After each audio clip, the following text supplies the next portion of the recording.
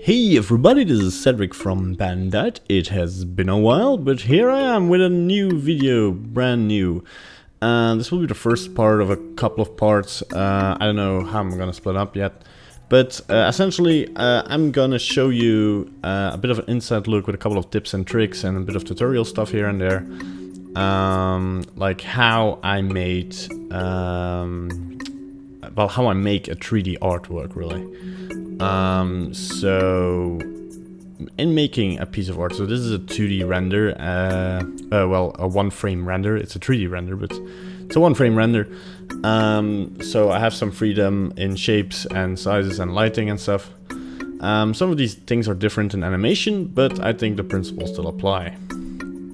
So yeah, I'm making a fantasy character. I kind of chose for a troll-like character, which is kind of like a couple of years after battle. He's just sitting by a fireplace and just like adventuring around and enjoying a good meal. So he's kind of a happy, like I kind of want to show a monster, like which you normally only see angry, like kind of being like, oh yeah, enjoying my food. Just sitting somewhere in the middle of nowhere. So this first part is gonna be like designing how it's gonna look, so that I have a good idea, like how what I need, what assets I have to make, like how I will composite everything, and how it's gonna look. First I do this in 2D because well, first I do this in Photoshop because I can like choose the colors here and very quickly get an idea of the colors and the shapes and how I want my compositing to look. On my other screen I do have some reference. So yeah, I'm not drawing out of nowhere. I have some reference on how like fire emits light and how trolls, like their bodies kind of look. With trolls you kind of have the freedom, as long as they look big and bulky, like they can go all shapes and sizes, and their anatomy makes wacky curves here and there. So because I'm using this design in Blender to like, yeah, to see what I'm about to make, I'm adding in some reference images. I'm just going on Google Image and searching for trolls and the things that I like. I kind of want a troll whose shoulders is and like back is sticking up above his head, so I can get the head closer to the fire and can get like a cozy place and have the rest of the composition, the cold colors, be the rest of his body and be the forest behind him. Yeah, for instance, this, I like the face kinda, and the build and the horns. Maybe I'll add in some horns. Just like now, I'm already looking for details I could add and like how I would go to sculpting this thing, and what maybe details like a cloth to hide its precious parts, or like will I add some armor, how will I show the story. And yeah, it's like these are all things that don't come to mind directly if you just start making an artwork. For instance, here I'm just like looking up some reference on a giant sitting, because this 2D piece is kind of rough. I'm not the best 2D artist, but not by a long shot though. And yeah, I'm just looking for something to have kind of a reference on where which parts should go. And this weird clip art is the only thing I really found. Yeah, here I add some pieces for lighting, how just like people around a fireplace look. Where does the light spread to? How does the fire in comparison to the light intensity on the people look? What's the difference? Here I like the colors. It's actually like a storyboard image from Tangled, the Disney Pixar movie. And yeah, because they are great with colors, so having that as a reference is somewhere to where to put my color palette is, yeah, it's awesome. I do try to use real life examples as much as possible. For like the details for anatomy, I will base on real pictures of like bigger people, I guess, and not base myself too much on already produced art, because the more you derive from things that like somebody created, the more unrealistic it will look. Not because the art is bad or anything, but the more you base it on real life, even if it's completely fantasy, the more you base it off real life, the more realistic and believable it will look. But yeah, I'm kind of still thinking here, looking up some references. Yeah. After this, I will be going to Blender to start my Blockout. Yeah. So how are you guys? I might... I think I was kind of distracted here for a second. Oh, here we go, yeah. Oh, this is actually the Tangled artwork. Yeah, the other one is from something else, I guess. The colors are a bit more purple, and I kind of like the color palette there, so yeah. So, by the way, some of you have been asking where the hell I've been. I was very busy. I'm still very busy. I still have a full-time job. Next to that, like, there's a lot of social interactions going on. Yeah, it's just been busy, and like making specific tutorials was going very fast and fluent as long as I had ideas to make those tutorials. And now I can choose between making no tutorials or making very specific tutorials. And because I'm not a fan of specific tutorials myself, where there are no real tricks taught, but it's just like, oh, you put this here and this there, and then you have that. Not a fan. But I am looking into some interesting stuff, which might produce some, yeah, cool tutorials in the future. Next to that, Bandai is still going kind of strong with the project that we're working on. We're still making a video game, so that's been going on. The main design of the game has changed, kind of changed a lot of stuff. The project is going fine, but yeah, it's been also taking up a lot of time. I know I'm making up excuses, but yeah, I will try in the future to make more content for you guys. So here I'm exporting the image so I can use it in Blender. But yeah, I will produce more videos for you guys, and I hope you like this kind of content, because I'm also gonna make way more art in the future, because I want to revamp my portfolio a bit, because it has been a long time since I updated my portfolio. And here's another tip: update your portfolio from time to time, because like in the meantime I gained 2 more years of experience, but I haven't really added anything to my portfolio, so those 2 years of experience are not like represented in my portfolio.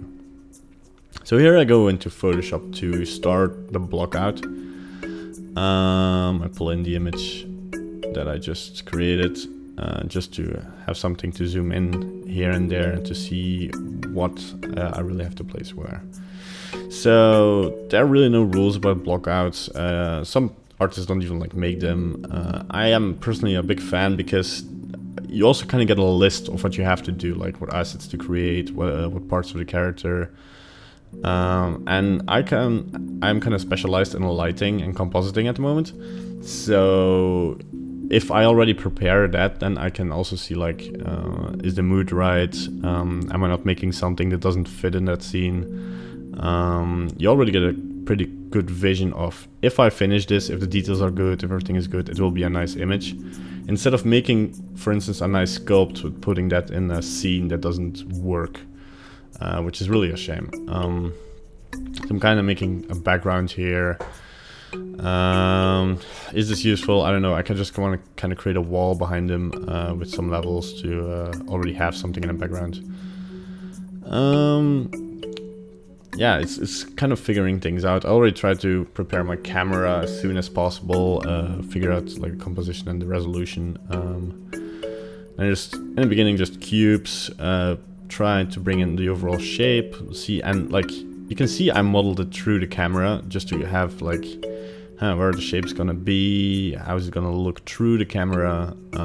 As a compositing artist, it's like, yeah, you want to be.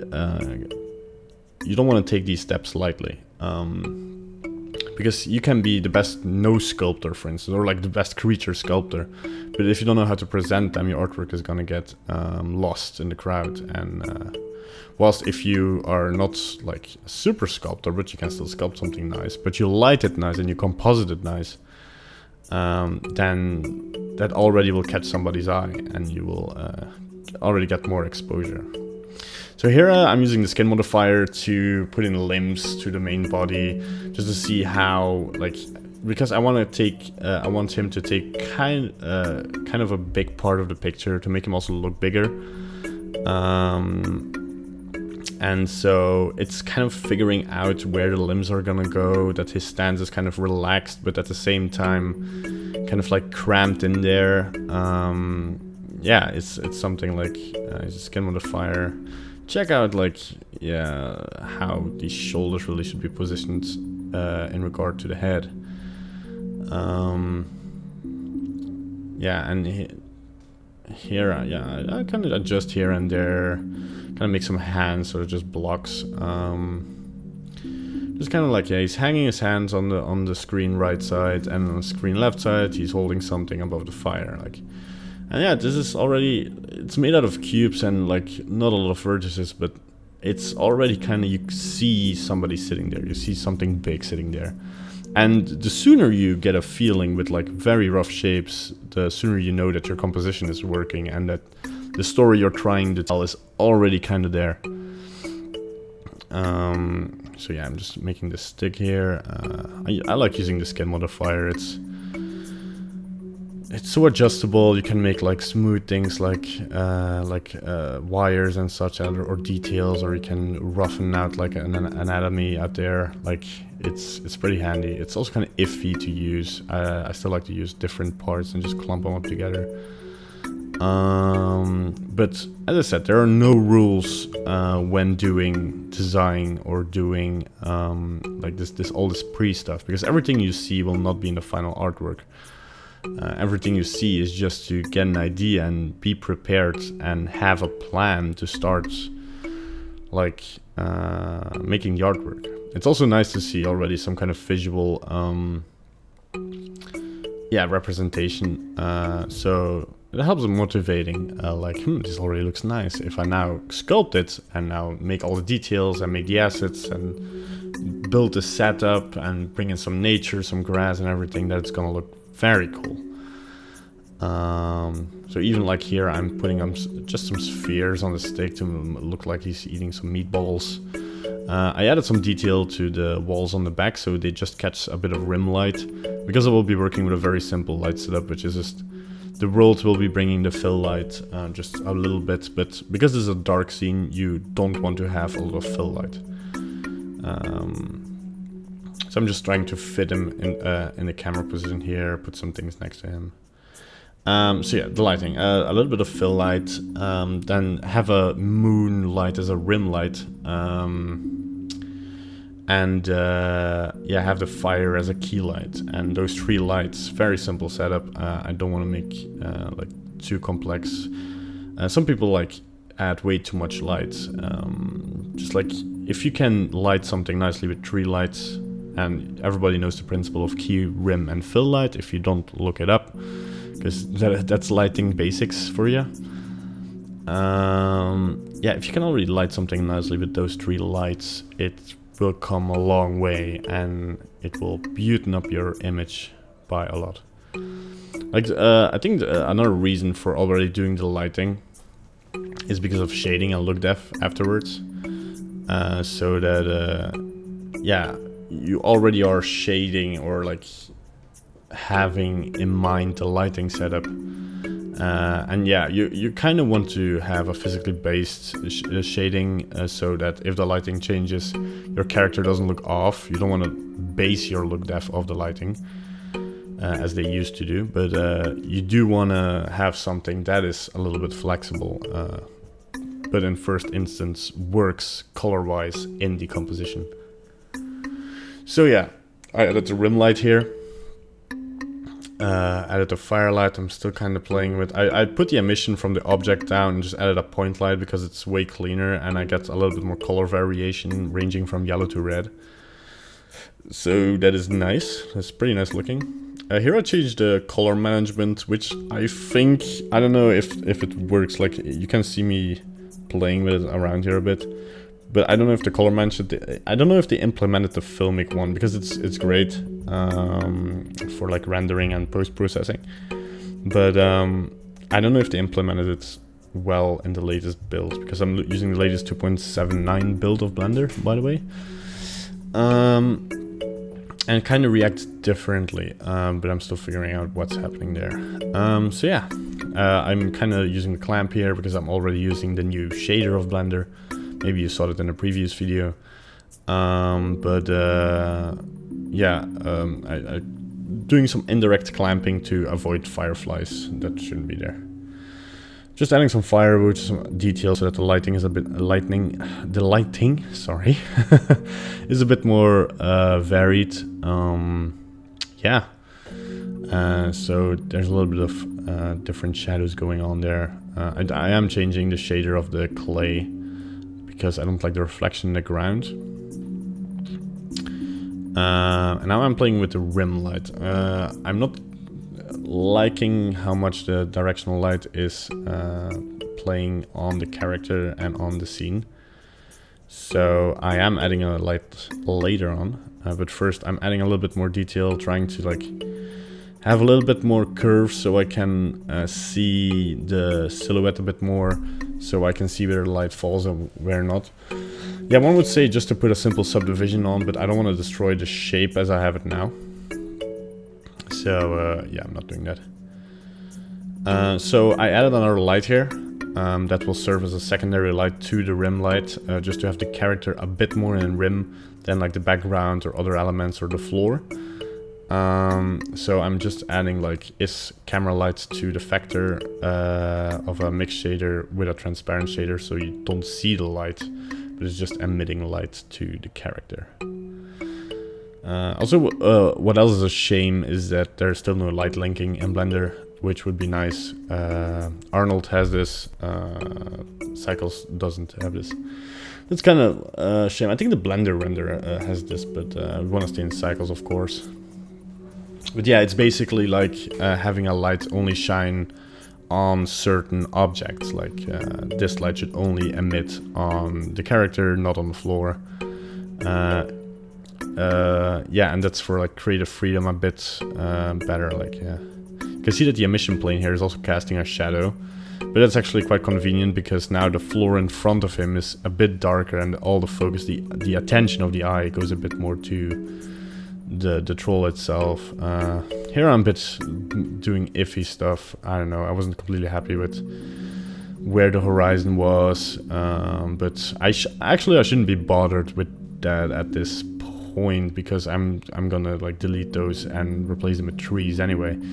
But they might serve as a reference for where I put the tree line, and just have a very quick like scaling of those trees to fit the horizon line I had in mind. Yeah, I think that's about it. I'm pretty happy with this image. I changed the shader of the floor and the forest as well, so they are a bit darker. They're already a bit greenish, so I already have some kind of sense of color. I'm just like, yeah, now indeed hiding his precious parts. Just to have a little bit of detail. Maybe I should not have done this, like, it takes a bit of like time and it's not really necessary, but I wanted to have some kind of like reference of, hey, does this work as like clothing, but I will add way more. He probably will get like a super rad shoulder pad, but yeah, I just added it as a kind of added detail.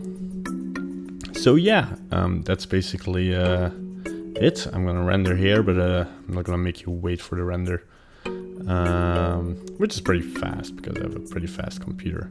But here is the final image, and yeah, it looks already pretty rad. It's just a blockout, it's very rough, but it already represents some kind of emotion and mood going on, and that already helps me in like, yeah, defining what I'm gonna do with this. Like for instance, when I now look at it, I have to remember that like I still have to put in feet with toes, and then like, but on the other hand, I already see like on the right and left I added some details. Or there's just simple rocks, or am I gonna give him some gear, maybe a big backpack? I don't know, but making this block out is helping me to, yeah, already see where I want to put which details, how I want to approach the pipeline as well. Do I want to sculpt this whole character? Do I want to make him riggable? Is that going to help me? Or yeah, all those kind of stuff. I'm going to sculpt this one and add some assets later. And yeah, I hope you enjoyed this video, and the next part we will be looking at how to prepare everything to sculpt and already make a block out of the character. So I hope you enjoyed this. If you like this format, let something know in the comments. You always can give me criticism as long as it's constructive. And yeah, my apologies for having you guys wait for so long, and I hope you enjoyed it. Me ranting on for like 20 minutes. Yeah, so stick around and hope I see you next time. Bye bye.